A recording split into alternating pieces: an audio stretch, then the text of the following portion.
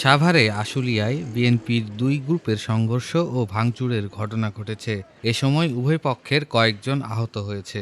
রোববার বিকেলে সাভারের আশুলিয়ায় শ্রীপুর এলাকার হাসান কলোনি মহল্লায় এ সংঘর্ষের ঘটনা ঘটে। তবে তাৎক্ষণিকভাবে আহতদের নাম পরিচয় পাওয়া যায়নি। স্থানীয়রা জানান, বিকেলে আশুলিয়ার শ্রীপুর এলাকায় হাসান কলোনি মহল্লায় বুলেট ও কিবরিয়া গ্রুপের মধ্যে সংঘর্ষের ঘটনা ঘটে। এ সময় ধামসোনা ইউনিয়নের ৬ নং ওয়ার্ডের বিএনপির নির্বাচনী ক্যাম্প ভাঙচুর করে। এছাড়াও সংঘর্ষে উভয় পক্ষের কয়েকজন আহত হয়েছে। পরে তাদের আহত অবস্থায় উদ্ধার করে চিকিৎসার জন্য স্থানীয় হাসপাতালে নেওয়া হয়েছে। আশুলিয়া থানা বিএনপির সাধারণ সম্পাদক আব্দুর গফুর বলেন, এ বিষয়ে তিনি কিছুই জানেন না। তিনি আশুলিয়ার ভাদাইল এলাকার বিএনপির প্রার্থীর প্রচারণায় রয়েছেন। প্রচারণা শেষে বিস্তারিত জানতে পারবে বলে জানান তিনি।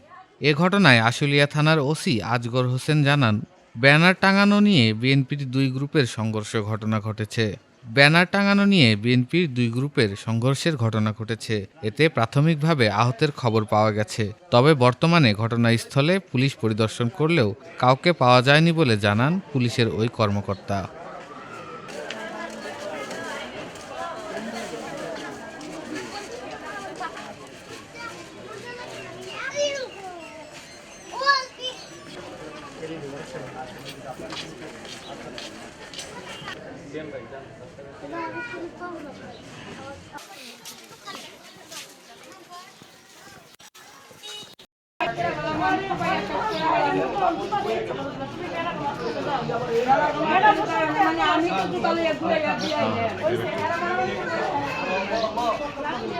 আমি